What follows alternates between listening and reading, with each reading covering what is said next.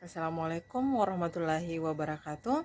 Bapak Ibu calon guru penggerak, perkenalkan saya Satria, calon guru penggerak angkatan 4 Kabupaten Baru.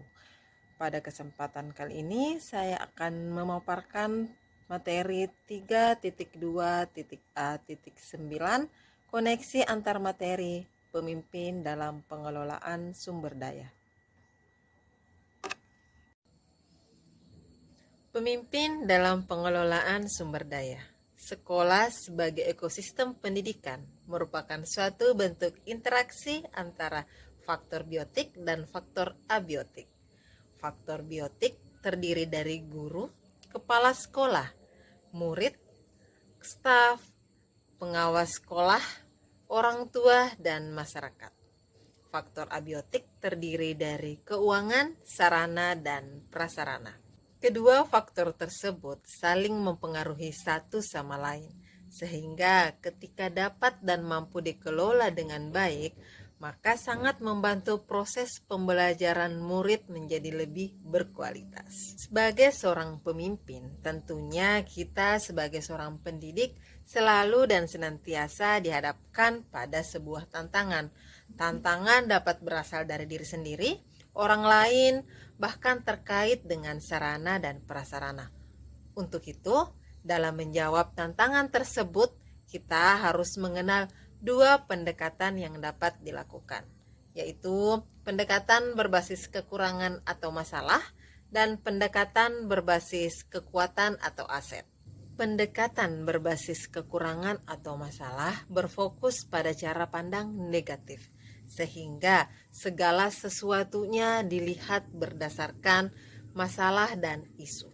Pendekatan berbasis kekuatan atau aset berfokus pada cara pandang positif, sehingga segala sesuatunya dilihat berdasarkan potensi atau kekuatan yang dimiliki. Pendekatan ini mengajak individu untuk menyelesaikan tantangan dengan memperhatikan aset atau potensi yang dimiliki dan memberdayakan sumber daya yang ada di sekolah dengan sikap aktif, terbuka, kritis, dan kreatif.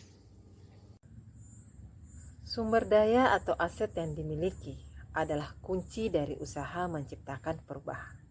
Untuk itu, memanfaatkan aset dengan baik dan benar dapat membantu proses belajar murid menjadi lebih berkualitas. Menurut Green dan Haynes pada tahun 2002, dalam Asset Building and Community Development ada 7 aset sebagai modal utama dalam suatu komunitas, yaitu modal manusia, modal sosial, modal fisik, modal lingkungan alam, modal finansial, modal politik, modal agama, dan budaya.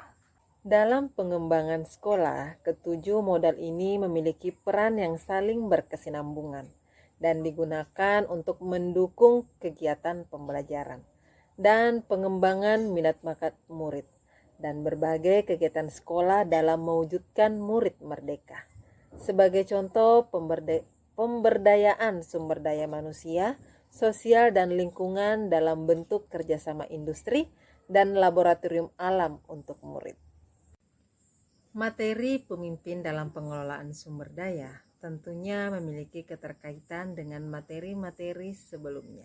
Kaitan atau hubungan dengan filosofi Ki Hajar Dewantara adalah pendidikan menuntun segala kekuatan kodrat yang ada pada anak-anak agar mereka dapat mencapai keselamatan dan kebahagiaan yang setinggi-tingginya baik sebagai manusia maupun anggota masyarakat. Untuk itu, guru hendaknya selalu melihat kekuatan kodrat yang sudah dimiliki siswanya dan akan terus memupuk kekuatan tersebut agar berkembang secara maksimal.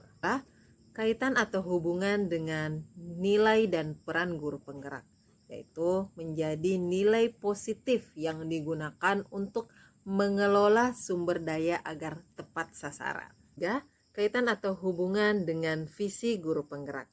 Sebagai pemimpin harus mampu menyusun visi misi yang jelas, terarah, dan tentunya berpihak pada sumber daya yang dimiliki oleh sekolah, utamanya guru dan murid. 4. Kaitan atau hubungan dengan pembelajaran berdiferensiasi.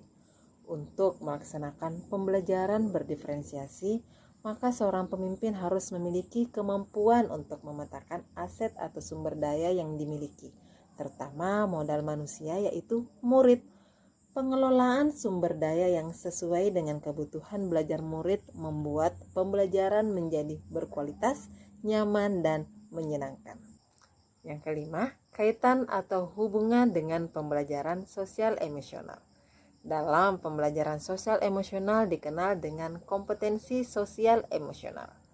Kompetensi sosial emosional ini diperlukan untuk membantu menanggulangi stres ketika mengelola sumber daya dan pengambilan keputusan. Yang keenam, kaitan atau hubungan dengan coaching.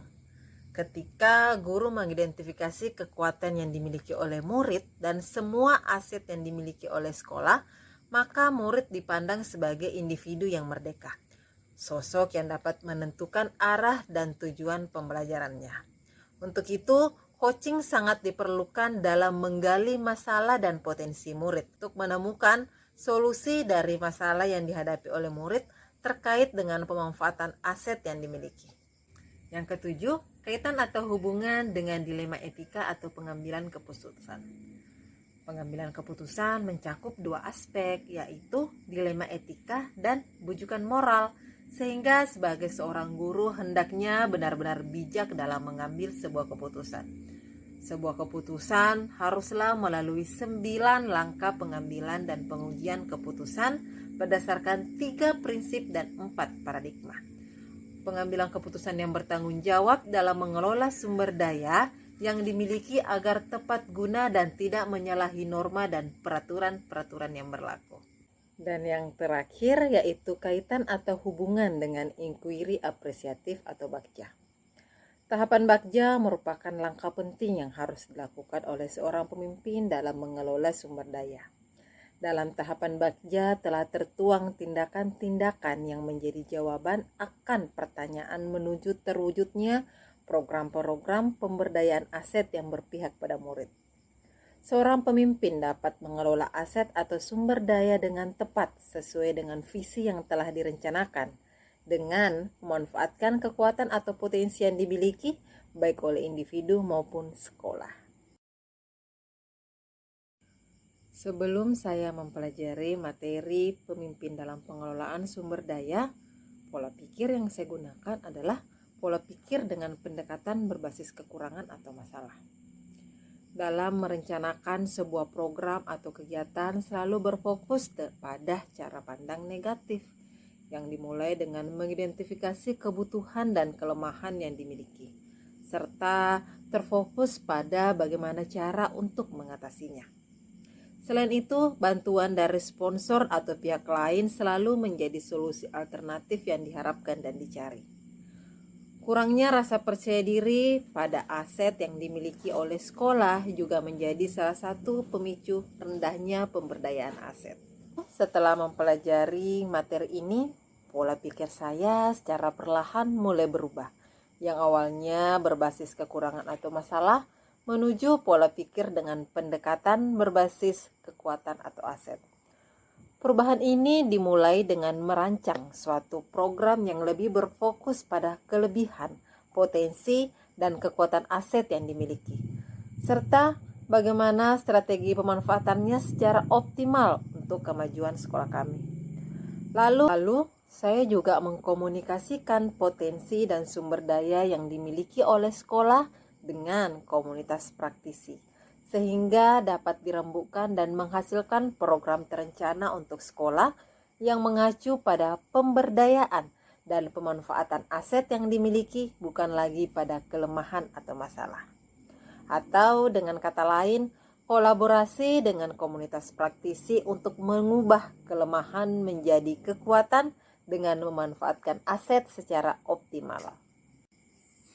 Pengelolaan sumber daya di sekolah tidak lepas dari tanggung jawab pemimpin pembelajaran. Pemimpin pembelajaran harus mampu mengelola sumber daya yang ada di sekolah secara optimal, karena sangat membantu proses belajar murid dan menjadikannya kekuatan yang akan membentuk karakter kuat, kreatif, dan mandiri. peran pemimpin pembelajaran dalam mengelola aset-aset tersebut sangat dominan menggerakkan motor pendidikan di lingkup sekolah. Untuk itu, sebagai pemimpin dalam pengelolaan sumber daya yang ada di sekolah, saya berharap mampu menjadi guru yang memfasilitasi serta menuntun murid untuk lebih memaksimalkan potensi yang mereka miliki, serta mendorong rekan guru yang lain untuk melakukan hal yang sama. Saya juga berharap mampu mengelola pembelajaran secara berdiferensiasi dengan menggandeng keterampilan sosial emosional dalam menjalankannya, serta menerapkan coaching untuk memetakan aset yang telah dimiliki oleh diri sendiri, murid, dan lingkungan sekolah dalam rangka menciptakan ekosistem yang kondusif, nyaman, menyenangkan, dan berpihak pada murid guna mewujudkan merdeka belajar menuju profil pelajar Pancasila. Dalam prosesnya, saya telah berada pada proses penerapan pengetahuan-pengetahuan baru yang telah saya peroleh dari modul-modul sebelumnya secara kontinu untuk melakukan perubahan-perubahan kecil di dalam kelas saya.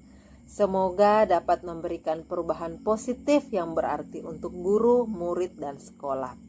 Langkah kecil perubahan yang dilakukan oleh seorang guru dengan melibatkan murid akan memberikan dampak positif bagi perkembangan murid. Sekian pemaparan saya terkait tugas 3.2.A.9 koneksi antar materi pemimpin dalam pengelolaan sumber daya. Salam dan bahagia, salam guru penggerak.